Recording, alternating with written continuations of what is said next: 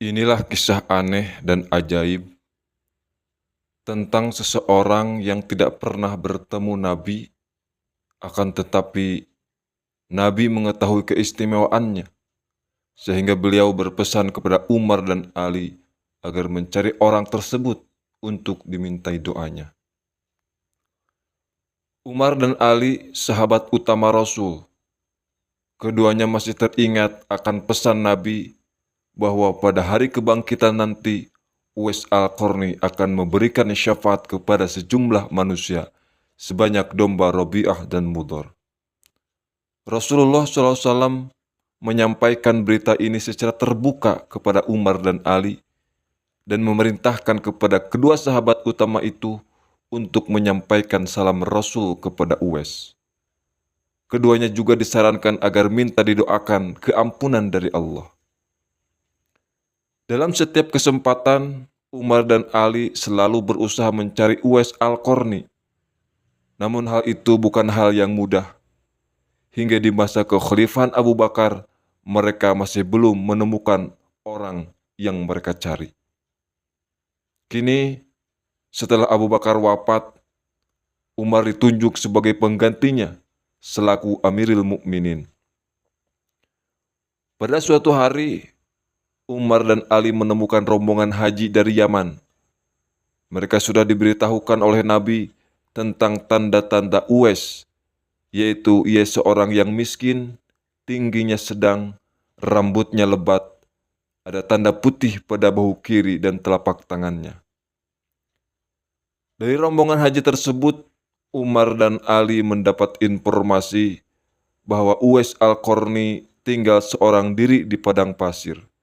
Tanpa kawan seorang pun, ia dianggap gila, tidak makan apa yang dimakan orang, dan tidak merasakan senang dan susah.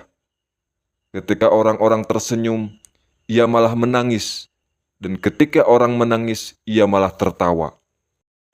Mendengar tanda-tanda aneh tersebut, hati Umar dan Ali makin tergelitik untuk mencari Uwais. Keduanya sudah tak sabar untuk bertemu dengan sosok manusia istimewa itu. Memang benar, Uwais tinggal di tempat terpencil dan sunyi. Di sanalah Umar dan Ali dapat bertemu dengan orang yang dicarinya. Umar bertanya, "Apa pekerjaan Anda?" "Saya sebagai pengembala." Uwais berkata, "Saya bekerja sebagai pengembala." "Siapa nama Anda?" "Saya adalah hamba Allah." Umar menyahut, "Itu sudah jelas. Semua kita adalah hamba Allah. Izinkan kami melihat lebih dekat badan Anda." Uwais mempersilahkan Umar dan Ali memeriksa badannya. Kedua sahabat utama Rasul itu terbelalak. Ternyata tanda putih di bahu kiri dan telapak tangan orang ini persis seperti apa yang disebutkan Rasulullah SAW. Umar dan Ali kemudian berkata, "Kami berkesimpulan Andalah yang dikatakan Rasulullah SAW, dan karena itu berikan pelajaran dan doakan kami." Uwais berkata, "Saya tidak pernah mendoakan khusus kepada seseorang, tetapi mendoakan kepada seluruh kaum muslimin. Siapakah Anda berdua?" Ali menunjuk Umar sembari berkata, "Beliau ini adalah Umar bin Khattab Amirul Mukminin, dan aku adalah Ali bin Abi Thalib." Uwais langsung berkata, "Assalamualaikum, wahai Amirul Mukminin, dan wahai Ali bin Abi Thalib. Semoga Allah membalas kebaikan kepada Tuan berdua atas jasa-jasa Tuan kepada umat Islam." Umar berkata, "Ajarilah kami, wahai hamba Allah." Uwais berkata, "Carilah rahmat Allah dengan taat dan mengikuti dengan penuh harap dan takut kepadanya." Terima kasih atas pelajaran yang amat berharga ini. Kami telah menyediakan seperangkat pakaian dan uang untuk Anda. Kami harap agar diterima. Uwais berkata, "Terima kasih Amirul Mukminin. Saya tidak menolak, tetapi tidak membutuhkan hadiah itu. Upah saya sebagai pengembala kambing 4 dirham, dan itu saja sudah berlebihan, hingga sisanya kuserahkan kepada ibuku. Aku hanya makan buah kurma dan minum air putih, dan belum pernah memakan makanan yang dimasak. Hidupku kurasakan tidak akan sampai pada petang hari. Dan kalau petang hari, aku tidak merasa akan sampai kepada pagi hari. Hatiku selalu zikir kepadanya, dan amat kecewa kalau zikirku itu putus. Terima kasih tuan-tuan. Itulah Uwais Al-Qarni, seorang tokoh sufi besar pada zaman tabi'in. Ia hidup sebagai zahid yang sangat sederhana, demikian taat dan patuh kepada Allah, kepada Rasul dan kepada orang tuanya. Di siang hari ia bekerja, pada malam hari diisinya dengan salat. Saat siang hari bekerja, mulut dan hatinya selalu penuh dengan zikir dan mulutnya tak pernah henti dengan Al-Quran.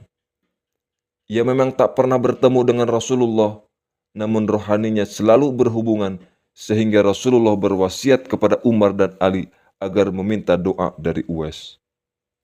Ia selalu dalam keadaan lapar dan hanya mempunyai pakaian yang melekat di tubuhnya. Dalam keadaan demikian ia berdoa, "Ya Allah, janganlah engkau siksa aku karena ada yang mati kelaparan, dan janganlah engkau siksa aku karena ada yang mati kedinginan."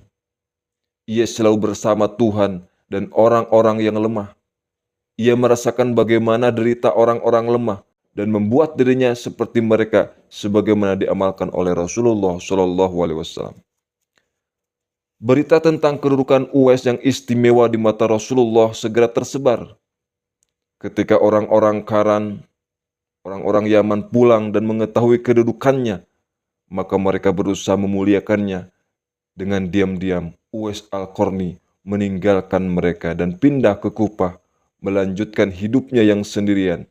Ia berpendirian bahwa keselamatan terletak dalam kesendirian itu. Dalam kesendirian hati, terbebas dari yang lain kecuali Allah. Seorang bernama Harim bin Hayyan berusaha mencari Uwais Al-Qarni. Mula-mula dicarinya di Karan tetapi tidak bertemu. Kemudian dicarinya di Kufah, juga tidak bertemu. Akhirnya ia pergi ke Basrah. Di tengah-tengah jalan ia melihat Uwais Al-Qarni memakai jubah bulu domba bertambal. Orang suci itu sedang berwudu di tepi sungai Efrat. Saat dia beranjak naik dari tepian sungai dan merapikan jenggotnya, Harim mendekat dan menyalaminya. Uwais Al-Qarni berkata, "Assalamualaikum, wahai Harim bin Hayyan." Harim bin Hayyan berseru heran, "Bagaimana engkau tahu bahwa aku Harim bin Hayyan?" Uwais menjawab, "Rohku telah mengenal rohmu." Lalu Uwais berpesan kepada Harim, "Perhatikanlah hatimu.